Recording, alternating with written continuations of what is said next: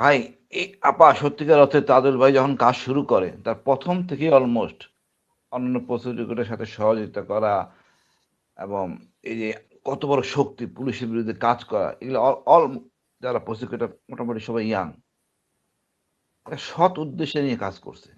এই জিয়াউল হকের মতো লোক, তো সাভারের ইস্যুটা, এগুলি আসলে মানে ন্যক্কারজনক বিষয়। আমরা মুসলমান, কারণ ছাড়া গিভ আপ করা উচিত না। এখন ধরেন আমার মামলায় আমরা মাত্র যে মূল আসামি কে আমাকে ধরায় দিল, এগুলি আসলে করা যায় না, কিন্তু প্রতিষ্ঠান সহযোগিতা করে নাই। হুম একজন আইজিপি কে রাজসাক্ষী করা হয়েছে, এটা কতখানি, এটা মানে মানে কতখানি এটা শক্তি বা কতখানি সাহসের ব্যাপার আস্থায় নিয়ে এনে এই তাজুল ভাইয়ের পক্ষে সম্ভব হয়েছে। সে মনে হয় 6-7 5-7 ঘন্টা স্যার বাকিটা সময় অফিসেই কাটাতেন, কাজ করতেন। ওরা পুরা টিম।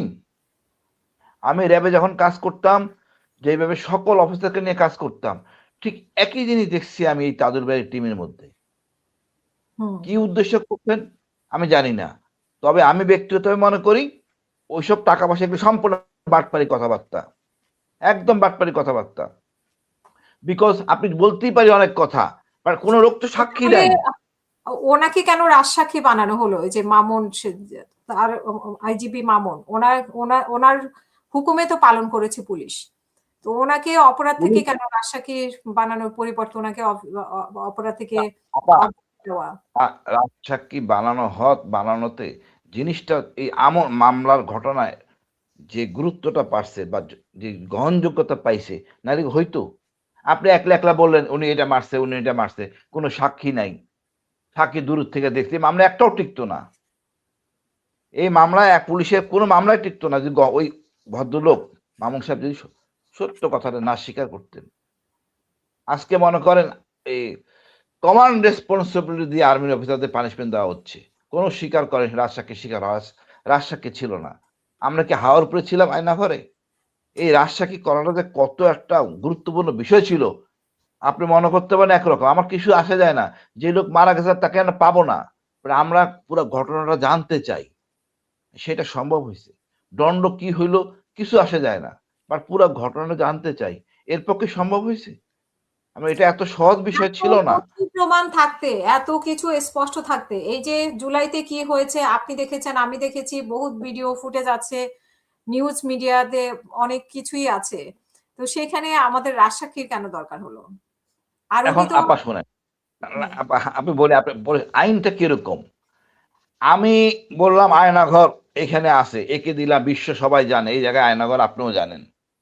আমরা সরজমিনে গেলাম, দেখাইলাম।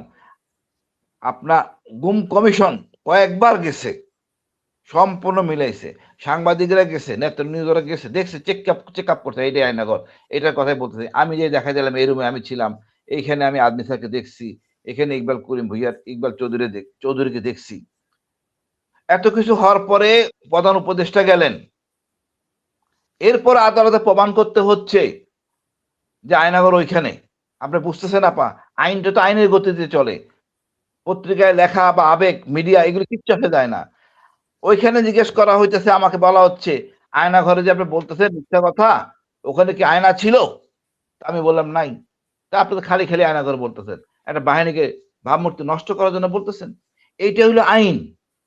হুম, এখন ইকবাল করিম ভুইয়া তৃতীয় দিন শেষ, চতুর্থ দিন মনে হয় রোববার বা সোমবার হবে, নাস্তানাবুজ করতেছে কারণ ছাড়া, কারণ ছাড়া।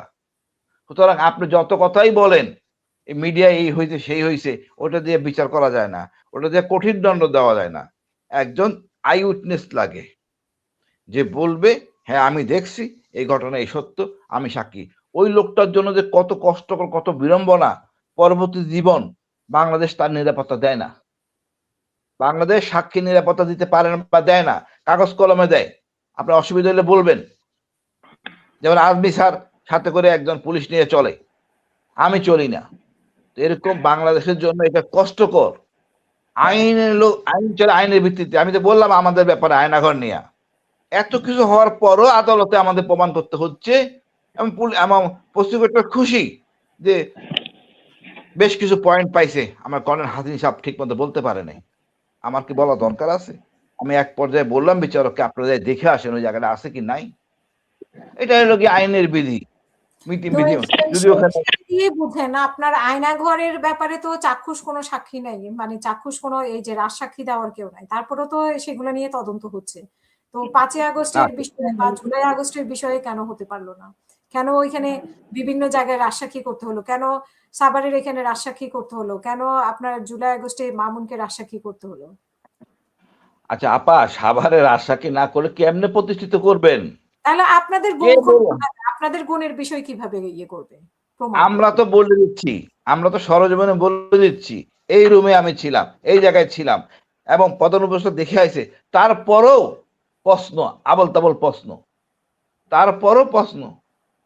এমন এটা হলো কি আইনের সুবিধা, আইনের অনেক ব্যত্যয় আছে যাতে অন্যায় বেশি না হয়, কিন্তু রাজসাক্ষী হলে সুবিধা হয় কি আপা, জিনিসটা সহজ হয়ে যায়, প্রতিষ্ঠিত করতে সুবিধা হয়, তাদের একজন স্বীকার করে গেছে এবং ওই ব্যক্তিগত সুবিধা পায়, বাট পুরো ঘটনাটা সত্যিকার অর্থে কিভাবে ঘটে এটা আসল মানে সত্যিকার অর্থে এটা প্রমাণ করা সহজ হয়। আর এই জন্যই রাজসাক্ষী করা হয় এবং একটা সুবিধা দেওয়া হয় যদি সুবিধা পায়।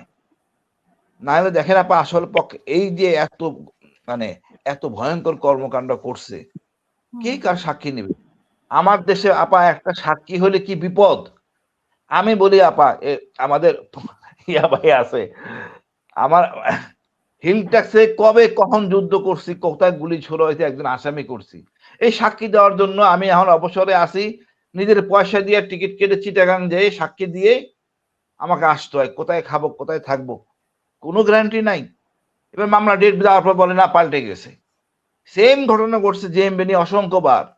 আমার রাষ্ট্রের এটা ব্যর্থতা।